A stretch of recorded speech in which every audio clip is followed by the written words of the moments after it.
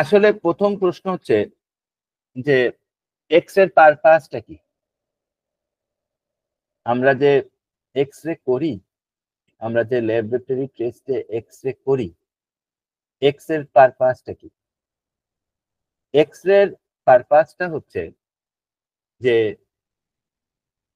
আমরা একটা অবজেক্টের থ্রুতে আমরা এক্স-রে যখন করি, করে আমরা দেখি যে আসলে আমাদের ভিতরে ডিপার কোনো প্রবলেম আছে কিনা। কথাটা আমি আবারও বলতেছি, খুব মনোযোগ দিয়ে শুনতে হবে। কারণ আমার কাছে মনে হয়, পার্সোনালি আমার কাছে মনে হয় যে আসলেই এক্স-রে কনস্টিটিউশনাল ভেন্যু। কেন? আমি বলব সামনে। তো এক্স-রে পারপাসটা হচ্ছে আমরা কেন এক্স-রে করি? আমরা এক্স-রে করি কারণ হচ্ছে আমাদের ভিতরে, আমাদের হাড়ের মধ্যে, আমাদের পেটের মধ্যে, আমাদের বুকের মধ্যে, লাংয়ে কোনো বড় ধরনের কোনো সমস্যা আছে কিনা।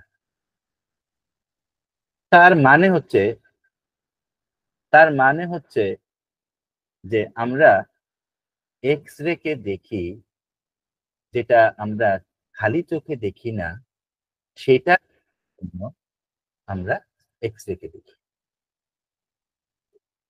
যেটা আমরা দেখি না, সেটা খালি চোখে যেটা আমরা দেখি না, সেটা দেখার জন্য আমরা এক্স-রে কে দেখি। This is the purpose of X-ray.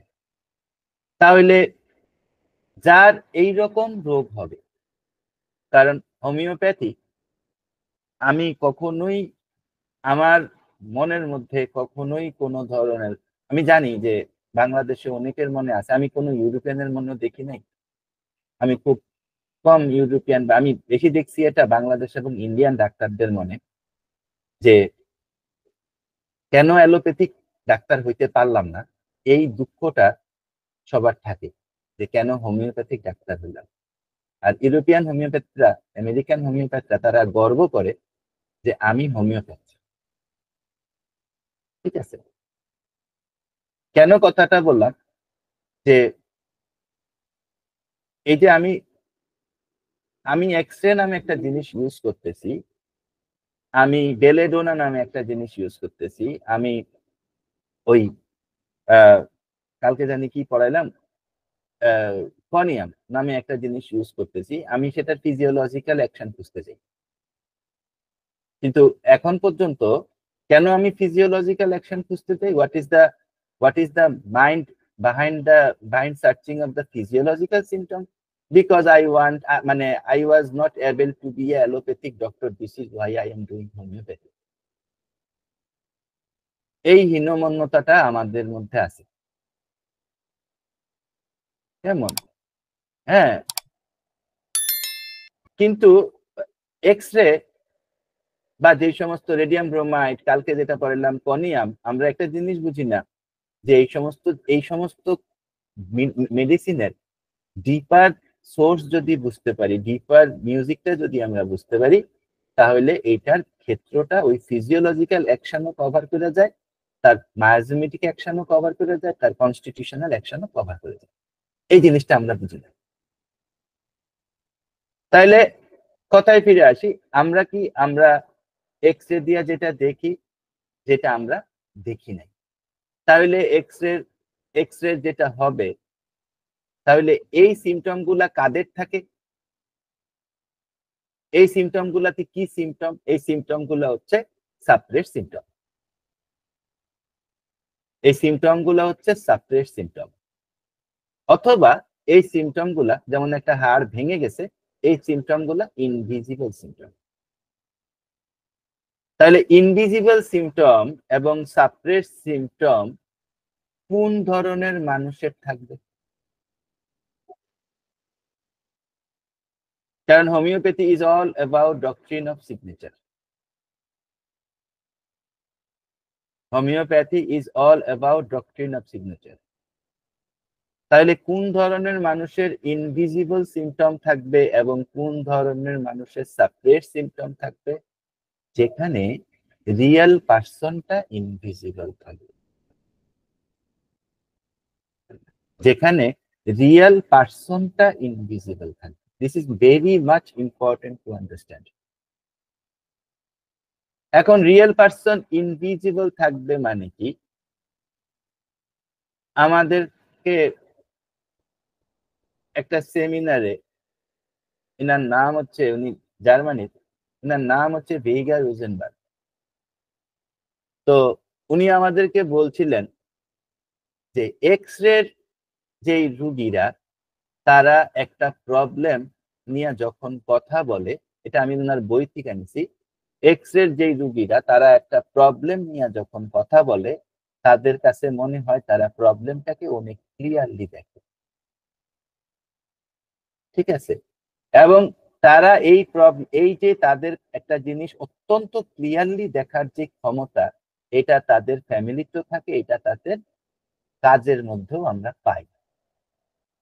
উনি লিখতেছেন, individual who need X-ray will say that they are in position requiring that they see everything what is going around them. মানে এক্স-রে রোগীরা কি হয়, চারপাশে কি হচ্ছে সেগুলা সব অক্ষরে অক্ষরে জানতে চায় এবং অত্যন্ত সজাগ থাকে। what is going on around them, চারপাশে কি হচ্ছে অক্ষরে অক্ষরে জানতে চায়। বিজ্ঞান লিখতেছেন, one x-ray patient of mine who work as a business consultant, তার একটা এক্স-রে পেশেন্ট ছিল এবং উনি বিজনেস কনসালটেন্ট হিসাবে কাজ করতেন। তাকে বলছিলেন, আই সি থ্রু ওয়ালস, আমি ওয়ালের ভিতর দিয়া ওয়ালের ওই সাইডে কি হয় ওইটা দেখি। My job is to know, আমার জব হচ্ছে know everything that is going on in the company, এই কোম্পানির ভিতরে যা আসে যা হয় সব ইনস এন্ড আউটস জানা হচ্ছে আমার কাজ। এটা ভেগার রোজেনবার্গের ক্লিনিক্যাল প্র্যাকটিস থেকে উনি উনার কেসগুলার থেকে এটা উনি আমাদেরকে দিচ্ছেন এবং this is very much important. এবার আমি প্রথমত আল্লাহ পাকের কাছে শুকরিয়া জানাই যে লুই ক্লেইনের কাছে আল্লাহ পাক আমাকে ক্লাস করার ক্ষমতা দিচ্ছেন। অত্যন্ত বড় homeopath, Hahnemann of the United states of America এরকম বলা হয়। লুই ক্লেইন একটা, অনেক কেস আছে, লুই ক্লেইনের একটা এক্স-রে একটা বই ছিল, এখন এটা আর প্রিন্ট হয় না। তো লুই ক্লেইন এক্স-রে নিয়ে একটা কথা বলছেন যে উনার ক্লিনিকে একটা মহিলা আসছেন, মহিলা আইসা ওয়েটিং এরিয়াতে বলছেন observe everything that was going on, ঠিক আছে? উনি সবকিছু অবজার্ভ করতেছেন যে কি হচ্ছে সেখানে, ঠিক আছে? when you see around an x-ray person, যখন sorry when you are around an x-ray person, যখন তুমি একটা এক্স-রে রোগীর পাশে থাকবা, you will feel very uncomfortable, তুমি প্রচন্ড রকম আনকমফোর্টেবল ফিল করবা। Just as my receptionist felt, আমার রিসেপশনিস্ট যেরকম ফিল করতেছিল while this woman was watching her, যখন ওই মহিলাটা আমার রিসেপশনিস্টের দিকে তাকাইছে তখন আমার রিসেপশনিস্ট অত্যন্ত আনকমফোর্টেবল ফিল করতেছিল। They usually rise to high position, X-ray রোগীরা সাধারণত সমাজের উচ্চ পজিশনে থাকে and are called upon to express wisdom and great insight, এদের কি থাকে, প্রচন্ড রকম ওয়াইজডম থাকে এবং প্রচন্ড রকম কি থাকে, ইনসাইট থাকে, ঠিক আছে? সো এটা হচ্ছে আমাদের লুই ক্লেইনের এক্স-রে একটা এক্স-রে একটা আমি বলতে পারি যে একটা অ্যানালিসিস। লুই ক্লেইন এখানেই থামেন নাই, উনি বলছেন, উনি উনার ওই কেসটাকেই আলোচনা করতে গিয়ে বলতেছেন যে they have and as this did women a strong need for control and domination, এই এক্স-রে রোগীদের কি হয়, তারা কন্ট্রোলের অভাবে ভোগে এবং ডোমিনেশনের অভাবে ভোগে। মানে তারা চাইলেও কন্ট্রোল করতে পারে না, খেয়াল করেন, তারা চাইলেও কন্ট্রোল করতে পারে না এবং ডোমিনেট করতে পারে না। But their personalities do not seem overbearing or aggressive, কিন্তু তাদের পার্সোনালিটি কি হয় না, এটা ওভার বিয়ারিং হয় না, মানুষের উপরে চাইটা বসার মতো হয় না, এন্ড অ্যাগ্রেসিভ, প্রচন্ড রকম অ্যাগ্রেসিভ হয় না, অ্যাগ্রেসিভ বাংলা ভুলে গেছি। It is behind the scene kind of activity, তারা করে এটা সবার অলক্ষ্যে, মানে হচ্ছে আপনি একটা ধরনের রুগী পাচ্ছেন যারা গোয়েন্দা টাইপ কাজ করে, কেমন? They may be involve in political intrigue, ঠিক আছে? পলিটিক্যাল পার্টিতে এক দলের হয়ে আরেক দলের নাম দিয়ে এক দলের লোক ঢুকে যাওয়া, এটার কথা লুই ক্লেইন বলতেছেন। Again, they are not seen but have great ability to perceive what needs to be done. কিন্তু রেসপন্সিবিলিটি তাদের থাকে, কিন্তু তারা বুঝতে পারে না যে আসলে তাদের কি করতে হবে, ঠিক আছে? And their sense is usually correct, কিন্তু তাদের সেন্স কিন্তু খুব কি হয়, কারেক্ট হয়। An Aboriginal tribe in Australia has ancient cave drawing of X-rays of animal. Australian একটা ট্রাইব কি করে, কেভের মধ্যে গিয়া এনিমেলের এক্স-রে আঁকে। ইট ইজ বিলিভ দ্যাট, এটা বিশ্বাস করা হয় যে they had this x-ray vision ability, তারা কি করতে পারে, তাদের ওই ট্রাইবের কি থাকে, এক্স-রে ভিশন, তারা চোখে যা দেখে সাধারণত সবই এক্স-রে এর মতো দেখে, মানে এক্স-রে এর মধ্যে আমরা যেমন মাংস দেখি না, ওরা হাড্ডি দেখে। and a super after ability or sought after it as a supernatural power, এটা বলতেছেন লুই ক্লেইন। এখন লুই ক্লেইন এক্স-রে কে কি মনে করে, কারণ লুই ক্লেইন থেকে আমি পার্সোনালি লুই ক্লেইন, জর্জ ভিতুলকাস এরা যখন কোনো কথা বলে আমি আসলে চিন্তাই করি না ওই কেন্ট কি বলছে বা হ্যানিম্যান কি বলছে, বা মানে আমি অন্য কারো কোনো কথা চিন্তাই করি, কারণ এত পরিমাণ মানে ব্রিলিয়ান্ট, ঠিক আছে? এত পরিমাণ ব্রিলিয়ান্ট লুই ক্লেইন, জর্জ ভিতুলকাস, বিল গ্রে, ঠিক আছে? এগুলা কিন্তু হোমিওপ্যাথির, আমি বলবো যে এগুলা এক একটা নক্ষত্র, এবং এদের কাছে আবার সত্যি কথা হচ্ছে স্যামুয়েল হ্যানিম্যান হচ্ছেন চাঁদের মতো, ঠিক আছে? সো লুই ক্লেইন এখন বলতেছেন কি, এটা খুব মনোযোগ দিয়ে শুনেন, এই কথাটা বলার জন্য এতগুলা কথা বলছি। লুই ক্লেইন বলতেছেন I consider X-ray to be a deeper thuja, এটা কিন্তু উনার কথা, আমার কথা না, প্লিজ অন্যভাবে নিয়েন না। লুই ক্লেইন বলতেছেন আমি এক্স-রে কে থুজার ডিপার মনে করি, ডিপার থুজা, ঠিক আছে? I consider X-ray to be a deeper thuja, আমি থুজার চেয়েও এক্স-রে কে গভীর মনে করি। Thuja with its own characteristic mental state, থুজার সাথে তার যে মেন্টাল স্টেট তার সাথে যোগ হবে কি, with more irritability then Thuja, x-ray কি হবে, থুজার থেকেও বেশি কি হবে, খিটখিটে হবে, ঠিক আছে? সুইসাইডাল ইম্পালস, থুজার মধ্যে সুইসাইডাল ইম্পালসটা কম, এক্স-রে এর মধ্যে বেশি থাকবে। And characteristic suggesting the signature of x-ray, এবং এক্স-রে অনন্য যে সমস্ত সিগনেচার আছে সেই সমস্ত সিগনেচার থাকবে। It is definitely a remedy to consider when Thuja fails to act in a case, উনি বলতেছেন এটা অবশ্যই থুজা যে সমস্ত কেসে ফেল করে, থুজা যে সমস্ত কেসে ফেল করে সেখানে এক্স-রে অত্যন্ত ইম্পর্টেন্ট। আর আমাদের ক্লাসে উনি বলছিলেন যে থুজা যদি ফেল করে তাহলে এখানে দেখবা এই রেমেডি আছে, এখান থেকে এই রেমেডি হচ্ছে, এটা দিয়ে এই রেমেডি, এটাতে এই রেমেডি, ওটা অনেক বড় ডিসকাশন, ওটা আমরা এখানে না করি।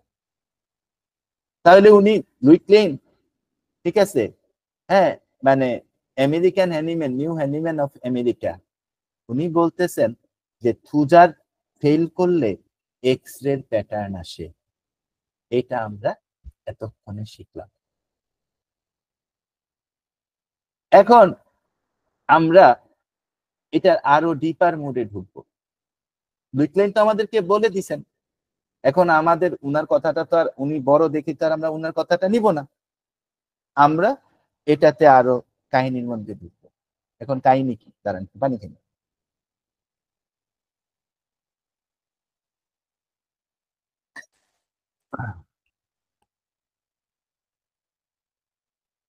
প্রথম যে জিনিসটা এক্স-রে এর মধ্যে দেখতে হবে সেটা হচ্ছে রুগীর কাছে মনে হবে যে সে যত মানুষের মুখ দেখে এই মুখগুলা কি দেখে, বিশ্রী বিশ্রী মুখ দেখে। এটা এক্স-রে একটা অত্যন্ত ডিপার একটা ফিলিং, কারোর চেহারাই তার ভালো লাগে না, তার কাছে সবার মুখই বিশ্রী বিশ্রী মুখ দেখে। আবার অনেকে আছে, অনেক অনেক পীর ফকির আছে, অনেক দরবেশ আছে, যে একজনের দেখলে কুত্তা কয়, একজনের দেখলে বিড়াল কয়। আপনি ওইখানেও ইয়ে করতে পারেন। এখানে মেইন রেমেডি হচ্ছে আমাদের ক্যানাবিস ইন্ডিকা, মেইন রেমেডি হচ্ছে স্ট্রাইচিন, মেইন রেমেডি হচ্ছে আমাদের নাক্সভম। নাক্সভম অন্য কারণে অবশ্য, নাক্সভম হচ্ছে যে তার পারপাসের মধ্যে আসে না তাকে দেখলে। আর আর হচ্ছে ক্যালকেরিয়া কার, ক্যালকেরিয়া কার্ভেরও মানুষ, অনেক মানুষের দেখলে আগলি লাগে, সেটা লাগে তার পরিবারের বাইরে সবাইকে সে আগলি মনে করে। ক্যালকেরিয়া মানে হচ্ছে পরিবার। তো mind dilution immediate face is ugly, first thing to remember, always remember. Second জিনিস হচ্ছে যেটা আমরা বলছি ইনকুইজিটিভ, অবজার্ভিং আদার্স, অন্য মানুষকে সে অবজার্ভ করে, অন্য মানুষকে সে অবজার্ভ করে, ঠিক আছে? ইনকুইজিটিভ, অবজার্ভিং আদার, ঠিক আছে? অন্য মানুষকে সবচেয়ে বেশি অবজার্ভ করে কে? কার্বন রেমেডি গুলা, যেমন ক্যালকেরিয়া থাকবে, ঠিক আছে? অন্য মানুষকে সবচেয়ে বেশি অবজার্ভ করে কে? ক্যানাবিস থাকবে, গাঁজা খায়া, ঠিক আছে? অন্য মানুষকে সবচেয়ে বেশি অবজার্ভ করে কে? অ্যাডামাস নামে একটা রেমেডি আছে, ওটা খুব ভালো থাকে। নিওটাইনাম গ্রুপের রেমেডি গুলা ভালো, ঠিক আছে? রুটা, ক্যালকেরিয়া যেখানে থাকবে আপনারা খেয়াল করে দেখেন, মোটামুটি প্রায় সমস্ত রুব্রিকেই, যদি সিঙ্গেল রুব্রিক বা 10টা 15টার বেশি রেমেডি থাকে, তখন এখানে দেখবেন যে রুটা আছে, ঠিক আছে? এটা কেন আছে এটা আরেকদিন বলবো। রুটা থাকবে, ক্যালকেরিয়া যেখানে থাকবে সাধারণত 50-60% জায়গাতেই সেখানে রুটা থাকে। তো mind ইনকিউজিটিভ, observing others, second thing. 3 নম্বর যেটা থাকতেই হবে এক্স রের মধ্যে, এটা হচ্ছে তার কাছে জীবনটা অনেক ভারী লাগবে। এটা কার কার লাগে? এটা পালসেটিলার লাগে, এটা পোডোফাইলামের লাগে, এটা ফসফরাসের লাগে, এটা ন্যাট্রামিউরিটিকামের লাগে, এটা লাইকোপোডিয়ামের লাগে, এটা হিপার সালফের লাগে, এটা চায়নার লাগে, এটা অরাম গ্রুপে লাগে, আর্সেনিক গ্রুপে অনেক বেশি লাগে, আর অ্যালো গ্রুপে লাগে, মানে সরি অ্যালোতে লাগে, ঠিক আছে? আমরা এক্স রে আরো ডিস্টিংগুইশ যখন করব তখন নিশ্চয়ই আপনি বুঝে যাবেন যে এটা কখন করবো। মহিলাদের মধ্যে একটা মেন্টাল সিমটম অত্যন্ত ইম্পর্টেন্ট, এটা হচ্ছে মেন্সেসের আগে এবং মেন্সেসের সময় অন্য একজন মানুষকে, তার পার্টনারকে তার মেরে ফেলতে ইচ্ছা করে। সিঙ্গেল রেমেডি, মেন্সেসের সময় মেরে ফেলতে ইচ্ছা করে, এবং এটাতে মার্কসল আছে। মেন্সেসের আগে তার পার্টনারকে মেরে ফেলতে ইচ্ছা করে, এটাতে শুধুমাত্র এক্স রে আছে, এবং এটা লম্বা সময় ধরে আছে। ফিনকের প্রুভিং ঠিক আছে। এখন ফিনকে কিন্তু এক্স রে প্রুভিং করছিলেন মাত্র 6 তে। ওকে, এরপরে এক্স রে অসুস্থ অবস্থায় আসলে যেটা হয় সেটা হচ্ছে এক্স রে রুগীরা নাম্বারস এবং লেটার্স ঠিক মতো লিখতে পারেন না। তো এগুলা তো আমরা কিছু মেন্টাল সিমটম জানলাম। এইবার আমরা এক্স রে আমরা কখন ভাববো, খুবই ইম্পর্টেন্ট জিনিস, এক্স রে আমরা কখন ভাববো, ঠিক আছে? এটা আমাদেরকে খুব ভালো করে বুঝতে হবে। প্রথম আমরা যখন এক্স রে ভাববো, আমি আপনাদেরকে কয়েকটা ছোট ছোট কেস বলি, কারণ আপনারা এক্স রে কেস আপনারা পাইছেন কিনা আমার জানা নাই। আমি অসংখ্যবার পাইছি। আমি এইবারও যখন ভাইয়া আসছিলেন আমি ওনাকে দিয়ে এক্স রে আনাইছি, অসংখ্য এক্স রে প্লেস পাইছি, আমি অসংখ্যবার এক্স রে ব্যবহার করছি। কমপক্ষে 200 থেকে 300 পেশেন্টে আমি এক্স রে ব্যবহার করছি। সো প্রথম জিনিসটা হচ্ছে যে একটা ডিপার ডিজিজ, প্রচন্ড রকম ডিপার ডিজিজ, এবং আপনি কোনো সিমটম পাচ্ছেন না। আচ্ছা, আমি আপনাকে একটা বা দুইটা কেস বলি, তাইলে আপনি বুঝলেন। প্রথম একটা কেস, এটা হচ্ছে অ্যাবডোমিনাল ক্র্যাম্পিং। অ্যাবডোমিনাল ক্র্যাম্পিং এর একটা কেস আমার কাছে আসছে। আম্বিলিকাল কর্ডের ঠিক উপরে গিয়ে ক্র্যাম্পিং গুলা হয়। তখন রুগীটা কি করে? রুগীটা একদম পুরা বাঁকা হয়ে যায়। তো আমরা মানে সাধারণ ইয়াতে আমরা যেটা করছি, আমরা হচ্ছে তাকে আমরা কোলোসিন দিছি, কোলোসিনতে কাজ হয় না, 10M কোলোসিনতে কাজ হয় না। তারপরে আমরা তাকে অ্যাসাফোয়েটিডা দিছি, কাজ হয়নি। তারপরে আমরা তাকে ইয়েতে পাঠাইছি, ডায়াগনোসিসে পাঠাইছি, কোনো রেজাল্ট নাই। এবং শেষ পর্যন্ত এসে আমরা আশ্চর্য একটা জিনিস খেয়াল করলাম, যে আমি 2 ঘন্টা ধরে ওনার কেস টেকিং করতেছি, আমি লিখছি মাত্র 6 লাইন, এবং এই 6 লাইন যে লিখছি, এই 6 লাইনের মধ্যে যদি আমি 6 লাইনকে রেপার্টারাইজ করি, তাহলে আমার সামনে রেমেডি আসতেছে অন্তত 15টা। তার মানে হচ্ছে যে রেমেডির মধ্যে, যে রুব্রিকের মধ্যে অসংখ্য রেমেডি থাকে, সেই রুব্রিক ফালতু রুব্রিক। যে রুব্রিকের মধ্যে 50টার বেশি রেমেডি থাকে, সেই রুব্রিক ফালতু রুব্রিক। ওই রুব্রিক মোটামুটি কমন রুব্রিক। ঠিক আছে? তো দেখা যাচ্ছে যে 15টা যেহেতু রেমেডি আসতেছে, তার মানে হচ্ছে ইনার সাথে 2 ঘন্টা 2.5 ঘন্টা কথা বলার পরে আমি যতগুলা সিমটম ওনার কাছ থেকে এত কষ্ট করে বাইর করছি, প্রত্যেকটা সিমটম বাজে সিমটম।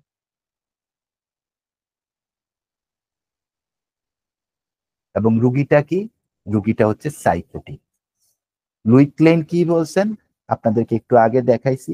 লুই ক্লেন বলছেন এক্স রে হচ্ছে থুজার পরের মেডিসিন। থুজার পরে আরো অনেক মেডিসিন আছে, আমি স্কিনের কোর্সে বলবো, যে ভ্যাকসিনের কোর্স ইয়াতে বলবো, অনেকগুলা বলবো, করুলা টরুলা অনেক মেডিসিন আছে। তো এক্স রে হচ্ছে কি থুজার পরের মেডিসিন। আচ্ছা, আরেকটা জিনিস ইম্পর্টেন্ট ওনার আমি পাইছি, এটা হচ্ছে, এটা আমি লেখি নাই, এটা আমার মাথায় ছিল। এটা হচ্ছে ইনি আমাকে বলতেছেন যে আমি বুড়া হয়ে যাচ্ছি। তো আসলে জুমে বা গুগল মিটে আমরা যখন রুগী দেখি, তখন কিন্তু রুগীর ফেস সুন্দর দেখা যায়, ওরা টোনিং করে দেয়। তা আমি ওনার কাছে পিকচার চাইছি, পিকচার চাই, আমি দেখি যে ওনার মুখ উচকায়া গেছে, শিভার্ড স্কিন। শিভার্ড স্কিন এক্স রে অত্যন্ত প্রমিনেন্ট সিমটম। তাইলে আমি কি কি পাইলাম? আমি পাইলাম আনডিফাইন্ড কজে তার অ্যাবডোমিনাল পেইন হচ্ছে, রুগীটা হচ্ছে অসম্ভব রকম সাইকোটিক, এবং সে আমাকে বেগ সিমটম দিচ্ছে, ফালতু সিমটম দিচ্ছে, তার স্কিন শিভার্ড। বিশ্বাস করবেন না, এটা কিন্তু 8-10 মাসের পুরানো ব্যথা। আমি এক্স রে 30 একটা ডোজ দিছি। আমি কখনো এক্স রে 30, আমি এক্স রে রিপিট করি না, করতেও হয় না ইনফ্যাক্ট। তো আমি উনাকে এক্স রে 30 একটা ডোজ দিছি। 30 একটা ডোজ দেওয়ার পরে ভাই যেটা হয়েছে, উনি ডোজটা যখন খাইছে, উনি সকালে খাইছে, তার মানে হচ্ছে আমেরিকান টাইম রাত্র 10টা বা 11টার দিকে খাইছে। খাওয়ার পরে উনি দুপুর বেলায় যখন খাইছে, মানে খাবার খাইছে, খাবার খাওয়ার পরে উনি আমাকে টেক্সট করছে যে এই প্রথম গত 8-9 মাসে আমার পেটের মধ্যে ব্যথা হয়।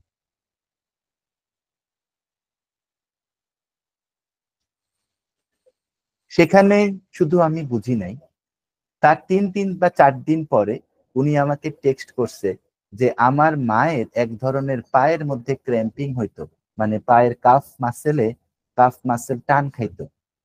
তো আমার মায়ের যে পায়ের কাফ মাসেল টান খাইতো, এইটা আমার ছোটবেলায় আমি কিছুদিন ভুগছি, এইটা আমার কাছে ব্যাক করে আসছে।